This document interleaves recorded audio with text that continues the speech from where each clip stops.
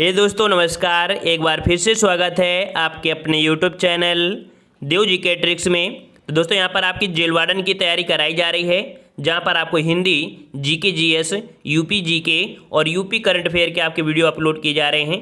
Daily यहाँ पर आपको 7 से 8 वीडियो आपको अपलोड किए जा रहे हैं। अगर आप नए हैं तो चैनल को सब्सक्राइब कर लें और प्लेलिस्ट के माध्यम से सभी वीडियो आप देखते चलें। तो चलते स्टार्ट करते हैं। यूपी जीके का टेस्ट लगाएंगे। काफ़ी अच्छे प्रश्न आपके हैं। कह रहा आपसे कि स्वतंत्र भारत में उत्तर प्रदेश के प्रथम विधानसभा अध्यक्ष आपके कौन थे। तो पूछा गया है स्वतंत्र भारत, ठीक है। तो राइट आंसर आपका कौन सा बनेगा? तो राइट आंसर आपका हो जाएगा आपका ए नंबर, पुरुषोत्तम दास टंडन, ठीक है। पुरुषोत्तम दास टंडन है, ये कह सकते हैं आपके प्रथम विधानसभा आपके अध्यक्ष रहे हैं। ये आपके बने कब से कब थे? तो ये आपके कह सकते हैं 1937 से लेके 1950 तक ये रहे थे, ठीक है।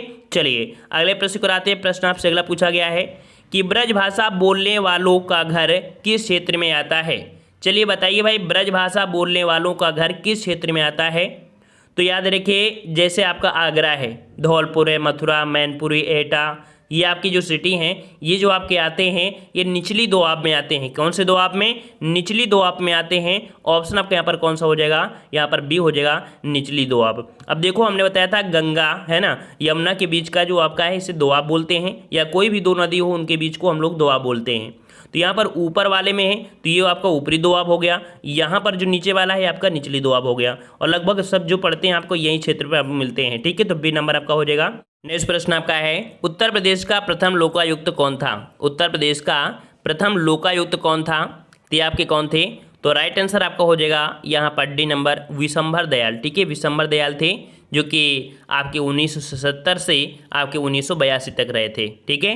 अगले प्रश्न की ओर बढ़ते हैं। प्रश्न आपसे अगला पूछा गया है कि उत्तर प्रदेश लोक सेवा न्यायाधिकरण किस वर्ष स्थापित हुआ। उत्तर प्रदेश लोक सेवा न्यायाधिकरण किस वर्ष स्थापित हुआ? राइट आंसर आपका हो जाएगा यहाँ पर बी नंबर, आपके 1976, ठीक है। कब हुआ था? तो आपके 1976 का एक अधिनियम आया था, ठीक है, जो कि समय समय पर आपका संशोधित होता रहता है। तो यहाँ पर आपका जवाब हो जाएगा आपका बी नंबर। अगला प्रश्न आपका दिया गया है, कह रहा आपसे कि उत्तर प्रदेश का राज्य पक्षी, बिल्कुल इजी क्वेश्चन है। तो राज्य पक्षी आपका कौन है? सारस, या कह सकते हैं आपका क्रॉच है, ठीक है। और ये पाया कहाँ जाता है? ये क्वेश्चन जो बनेगा थोड़ा सा टफ कर देगा, तो ये पूछेगा कि ये पाया कहाँ जाता है। तो ये गंगा के मैदानी भागों और भारत के जो उत्तरी और उत्तरी पूर्वी भाग हैं वहाँ पर पाए जाते हैं, ठीक है।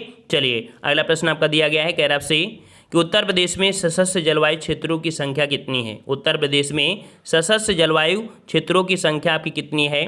तो राइट आंसर आपका हो जाएगा यहाँ पर आपका सी नंबर, आपके 9 हैं। कितने हैं भाई? तो 9 कृषि जलवायु क्षेत्र आपकी पहचान की गई है, ठीक है। और यहाँ पर अगले प्रश्न को आते हैं। प्रश्न आपसे अगला पूछा गया है, कह रहा आपसे कि केंद्र सरकार के विभिन्न मंत्रालयों विभागों के काम की जाँच करने के लिए विभाग से संबंधित स्थायी समितियों की स्थापना में की गई, ताकि संसद के प्रति सरकार की जवाबदेही को और मजबूत किया जा सके।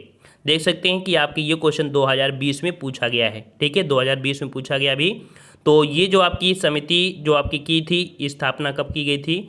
तो राइट आंसर आपका हो जाएगा आपका बी नंबर, 1993, ठीक है। कब की गई थी? तो आपकी 1993 में ये कह सकते हैं की गई थी, जो कि आपके विभिन्न मंत्रालय, विभिन्न विभाग, इनकी संबंधित जांच के लिए आपकी की गई थी, ठीक है ना। और अगले प्रश्न को आते हैं। प्रश्न आपसे अगला पूछा गया है, कह रहा आपसे कि उत्तर प्रदेश में नहरों के माध्यम से सतह के पानी की बेहतर आपूर्ति प्रदान करने के लिए इनमें से कौन सा प्रमुख सिंचाई और बहुउद्देशीय परियोजनाओं में से एक आपका नहीं है। तो देख सकते हैं कि बहुउद्देशीय परियोजनाओं में आपका कौन सा यहाँ पर नहीं है। 44 नंबर आपको बताना है। तो देखिए यहाँ पर आपकी शारदा नहर है, इससे भी होती है, रामगंगा भी होती है, गंडक से होती है, लेकिन भाई वर्षाजनक से ये परियोजना आपकी नहीं है, जो कि सिंचाई के लिए भाई आपकी ये नहीं है। समझ में आ गया ना। और अगले प्रश्न को आते हैं। प्रश्न आपसे अगला पूछा गया है, कह रहा आपसे यहाँ पर उत्तर प्रदेश राज्य में परीक्षा बांध किस नदी पर बनाया गया है। उत्तर प्रदेश राज्य में परीक्षा बांध जो बनाया गया है वो किस नदी पर? तो बिल्कुल सिंपल सा जवाब है, कई बार आपने पढ़ा भी होगा। तो ये लगभग झांसी से देखा जाए तो आपकी 25 किलोमीटर दूर आपका है, ठीक है। तो यहाँ पर आपका जवाब हो जाएगा आपका सी नंबर, बेतवा नदी पर, ठीक है। बेतवा नदी पर आपका है, याद रखिएगा, ठीक है। और अगले प्रश्न को आते हैं। प्रश्न आपसे अगला पूछा गया है, उत्तर प्रदेश राज्य में टेहरी बांध परियोजना किस देश के सहयोग से पूरी की जाएगी। उत्तर प्रदेश राज्य में टेहरी टिहरी बांध परियोजना किस देश के सहयोग से पूरी की जाएगी? तो ये जो आपका है ऑप्शन डी आपके सोवियत रूस, ठीक है, किसके सहयोग से? तो सोवियत रूस के सहयोग से, जो कि आप देख सकते हैं उत्तराखंड के टिहरी राज्य के भागीरथी पर आपका बना हुआ है, ठीक है। तो ये तो आपका हो ही चुका है, कंप्लीट हो चुका है। नेक्स्ट प्रश्न आपका है, उत्तर प्रदेश राज्य में निम्नलिखित में से सबसे ऊंचा बांध कौन सा है? सबसे ऊंचा बांध कौन सा है? तो ये बांध जो आपका है ऑप्शन बी, ये आपका रामगंगा बांध है, ठीक है, रामगंगा बांध है। और ये जो आपका बना था ये आपके 1978 में, ठीक है, 1978 में बना था। वहीं पर जो माता टीला बांध है इसकी ऊंचाई आपकी 46 मीटर है, और ये जो आपका बना था 1958 में बना था, ठीक है, 1958 में। तो यहाँ पर याद रखिएगा, राइट आंसर आपका बी हो जाएगा, रामगंगा बांध। अगला प्रश्न आपका पूछा गया है, कह रहा आपसे यहाँ पर कि आलू के उत्पादन में भारत में सबसे, जो आपका कह सकते हैं उत्तर प्रदेश का स्थान है वो आपका कौन सा? तो देख सकते हैं कि आलू के उत्पादन में जो आपका उत्तर प्रदेश है वो आपका अग्रणी रहता है, अर्थात कह सकते हैं कि आपका पहला स्थान है, ठीक है, पहला स्थान आपका है। और इसके बाद देखा जाए तो गन्ना है ना, गन्ने के उत्पादन में हो जाता है। अगले प्रश्न कराते हैं, प्रश्न आपसे अगला है, उत्तर प्रदेश निम्नलिखित में से किस जिले में केंद्र सरकार की अफीम फैक्ट्री स्थापित है? याद रखिए उत्तर प्रदेश में एक जगह आपकी है जो आपका गाजीपुर है, ठीक है, कहाँ पर? गाजीपुर में। तो गाजीपुर में जो आपकी है वो आपकी अफीम की फैक्ट्री है, जो कि यहाँ पर देख सकते हैं केंद्र सरकार की, ठीक है, केंद्र सरकार की है। ऑप्शन आपके यहाँ पर बी हो जाएगा, गाजीपुर। अगला प्रश्न आपसे दिया गया है, कह रहा आपसे कि उत्तर प्रदेश के आगरा जिले में रुई अर्थात जो कपास है ना, तो कपास की स्वदेशी किस्म की बुआई का उपयुक्त समय निम्नलिखित में से कौन सा है? तो यहाँ पर आपने कपास के बारे में सुना होगा, कपास की जो बुआई होती है वो आपकी कब होती है? तो ये जो आपकी होती है, याद रखिएगा, आपके अप्रैल का पहला पखवाड़ा, ठीक है, कब होती है? तो अप्रैल के पहले पखवाड़े में ये आपकी होती है, याद रखिएगा, ठीक है। तो ऑप्शन आपका कौन सा हो जाएगा? यहाँ पर ए नंबर आपका हो जाएगा। और देखा जाए जो आपकी कपास होते हैं, तो जैसे आगरा, मथुरा, अलीगढ़, हाथरस, यहाँ पर आपकी कपास की खेती होती है। अगला प्रश्न आपसे पूछा गया है, कह रहा आपसे उत्तर प्रदेश का सबसे बड़ा उत्पादक है, अर्थात उत्तर प्रदेश जो आपका है ये सबसे बड़ा उत्पादक किसका है? तो यहाँ पर दिया है केला, आम, अमरूद और पपीता। राइट आंसर आपका कौन सा बनेगा? तो राइट आंसर आपका हो जाएगा यहाँ पर आपका सी नंबर, आम के मामले में, ठीक है, आम के मामले में आपका है उत्तर प्रदेश सबसे बड़ा उत्पादक है।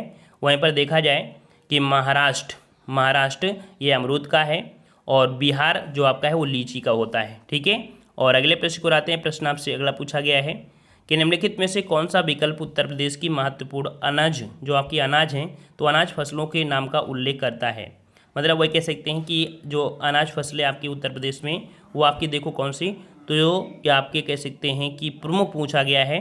तो देखो यहाँ पर चावल तो साथ में सभी के हैं, तो चावल, गेहूँ और आपका जौ और मक्का। देखिए ऑप्शन आपका यहाँ पर कौन सा हो जाएगा? यहाँ पर बी हो जाएगा, चावल, गेहूँ, बाजरा, जौ और मक्का, ये आपका हो जाएगा 52 का ऑप्शन आपका बी हो जाएगा। ये आपकी कह सकते हैं प्रमुख फसल आपकी इसमें अंतर्गत में आती हैं, ठीक है। और प्रथम स्थान में देखा जाए तो प्रथम स्थान में गेहूं, गन्ना, आलू, इसमें आपका पहला रहता है। अगला प्रश्न आपका दिया गया है, कह रहा आपसे यहाँ पर कि निम्नलिखित में से कौन सा राज्य भारत में खाद्यान्न का सबसे बड़ा उत्पादक है? खाद्यान्न, तो भाई खाद्यान्न का जो सबसे बड़ा उत्पादक है आपका कौन सा है?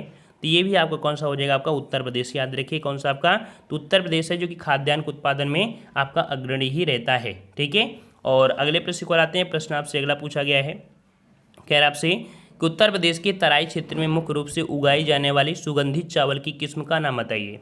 देख लीजिए तराई क्षेत्र में है, और जो सुगंधित आपकी चावल की किस्म है इसका नाम पूछा गया है, तो ये आपकी कौन सी है? तो ये है आपकी काला नमक, ठीक है। ये क्वेश्चन अभी पूछा भी गया था, देखो तो काला नमक है ये आपके तराई क्षेत्र में अगर पूछे तो जगह एक पड़ती है सिद्धार्थनगर, नाम सुना होगा, सिद्धार्थनगर में आपकी उगाई जाती है आपकी ये चावल की फसल है, और ये सबसे अच्छे गुणवत्ता वाले चावलों में इसकी गिनती होती है, ठीक है। और अगले प्रश्न पर आते हैं, प्रश्न आपसे अगला पूछा गया है, कह रहा आपसे कि दक्षिणी उत्तर प्रदेश का औरैया जिला मुख्य रूप से उत्पादक है किसका है? तो दक्षिणी उत्तर प्रदेश का जो आपका औरैया जिला है ये जो आपका उत्पादक है किसका? तो ये है आपके शुद्ध देसी घी का, ठीक है। किसका है आपके?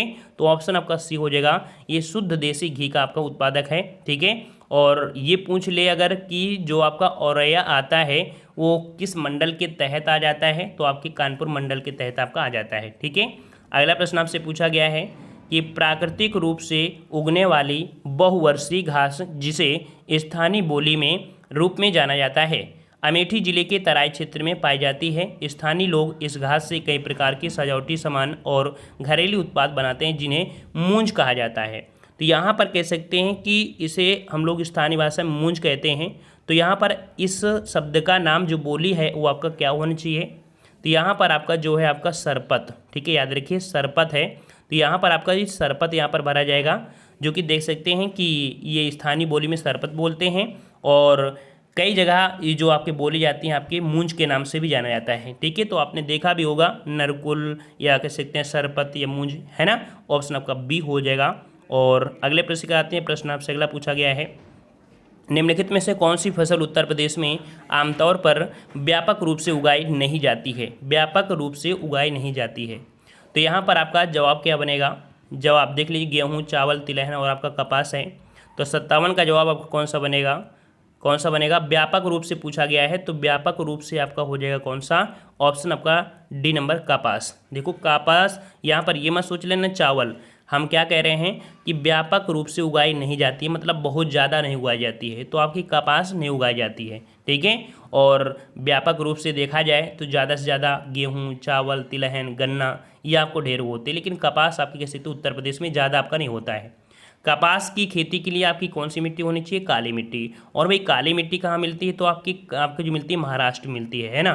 तो गुजरात, महाराष्ट्र यहाँ पर आपको व्यापक रूप से उगाई जाती है, जो आपके कह सकते हैं कौन सी? तो आपकी कपास होती है, ठीक है ना। अच्छा, उत्तर प्रदेश जो प्रथम स्थान पर है वो किस किस चीज़ में आपका होता है? तो गेहूँ, गन्ना, आम, अमरूद, आंवला, तरबूज, खरबूज, आलू, सब्जी है, ये ढेरों चीज़ में आपका कह सकते हैं प्रथम स्थान आप रखता है, ठीक है। चीनी हो गया, शहद हो गया, ठीक है। चलिए अगला प्रश्न आपका दिया गया है, कह रहा आपसे उत्तर प्रदेश में नींबू प्रधानता कहाँ उगाया जाता है? उत्तर प्रदेश में नींबू, और नींबू कहाँ पर होता है भाई? नींबू कहाँ पर पाया जाता है? तो ये आपका होता है ऑप्शन राइट आपका हो जाएगा यहाँ पर। देखो नींबू या संतरा, ठीक है, नींबू हो या संतरा हो, तो सा से संतरा, सा से सहारनपुर हमने बताया था ना। तो ऑप्शन आपको यहाँ पर हो जाएगा सहारनपुर और मेरठ, ठीक है, ऑप्शन ए हो जाएगा। अगला दिया है कि भारत के कुल गन्ना उत्पादन का कितना प्रतिशत आपके यूपी में पैदा करता है? अर्थात भारत में जो गन्ना होता है तो उसके अनुसार से देखा जाए तो प्रतिशत के आधार पर आपके यूपी में जो होता है वो आपका कितना हो जाता है? तो ये हो जाता है आपका 25 से 40%, ठीक है। कितना हो जाता है भाई? तो ऑप्शन आपका डी हो जाएगा, 25 से 40% ये आपके उत्तर प्रदेश में हो जाता है। वहीं पर देखा जाए कि एवरेज में देखा जाए गन्ना में तो आपका उत्तर प्रदेश लगभग आपका जो होता है वो 41%, ठीक है। महाराष्ट्र 20%, कर्नाटक 10%, तमिलनाडु 19.94%। तो इनमें से आपने देखा मैक्सिमम जो आपका कौन सकते हैं वो आपका कौन सा है? तो आपका यूपी है, लगभग 40-41 के एवरेज में आपका होता है, ठीक है। अगला प्रश्न आपसे पूछा गया है, कह रहा आपसे कि भारत में आमों का सबसे बड़ा उत्पादक राज्य कौन सा है? भारत में आमों का सबसे बड़ा उत्पादक राज्य कौन सा है? तो अभी हमने आपको बताया था आम के मामले में आपको कौन है? तो आपका उत्तर प्रदेश है, ऑप्शन आपका डी हो जाएगा, उत्तर प्रदेश आपका है, ठीक है। इसके बाद देखा जाए तो आपका आंध्र प्रदेश, फिर आपका कर्नाटक, बिहार, गुजरात, ठीक है। अगला प्रश्न आपका दिया गया है, कह रहा आपसे कि भारत में उत्तर प्रदेश का गन्ना उत्पादन में कौन सा स्थान है? तो गन्ना उत्पादन में आपका कौन सा हो जाएगा? तो ये भी स्थान आपका कौन सा होगा भाई? तो प्रथम स्थान है, बिल्कुल सही है, ऑप्शन आपका डी हो जाएगा, ये आपका प्रथम स्थान पर आपका है, ठीक है। और वहीं पर अगले प्रश्न को आते हैं। प्रश्न आपसे अगला पूछा गया है, कह रहा आपसे उत्तर प्रदेश देश के प्रमुख उत्पादकों में से एक है। तो प्रमुख उत्पादकों में देख सकते हैं कि इन ऑप्शन के अनुसार देखेंगे तो ऑप्शन आपका डी हो जाएगा, गन्ना उत्पादन में कह सकते हैं आपका अग्रणी रहता है, ठीक है। और अगला प्रश्न आपका यहाँ पर दिया गया है, कह रहा आपसे कि चंद्रप्रभा वन्यजीव अभ्यारण्य उत्तर प्रदेश के किस जिले में स्थित है? तो यहाँ पर आपके वन्यजीव अभ्यारण्य से संबंधित आपको क्वेश्चन आपको देखने को मिलेंगे। तो यहाँ पर इसका जवाब आपको कमेंट बॉक्स में कमेंट करना है, ठीक है। 63 का जवाब आपको देना है, ठीक है। नेक्स्ट पार्ट जो लेके आएंगे वहाँ पर यहाँ से प्रश्न आपके स्टार्ट होंगे, ठीक है। पसंद आया तो वीडियो लाइक करें, चैनल को भी सब्सक्राइब करें और हमारे टेलीग्राम जो कि टेलीग्राम पे सर्च करेंगे देव जी के ट्रिक, तो हमारे टेलीग्राम से भी जुड़ सकते हैं। वहाँ पर आपको ज़रूरी PDF और जो ज़रूरी पॉइंट होते हैं उनको भी भेज देते हैं, जो आपको कह सकते हैं पढ़ाने में बहुत ज़्यादा लेंदी होता है, समझाने में समय लग सकता है, तो उसको हम टेलीग्राम पे भेज देते हैं। तो उसको वहाँ से डाउनलोड कर भी आप नोट्स भी बना सकते हैं, ठीक है ना। तो हम लोग मिलते हैं नए वीडियो में। सभी लोग वीडियो को लाइक कर दीजिए और चैनल को भी सब्सक्राइब करें और प्लेलिस्ट के माध्यम से सभी वीडियो, चाहे यूपी GK हो, चाहे हिंदी हो, GK GS हो, यूपी करंट अफेयर हो, सभी आप प्लेलिस्ट देखते रहिएगा, ठीक है। धन्यवाद। जय हिंद, जय भारत।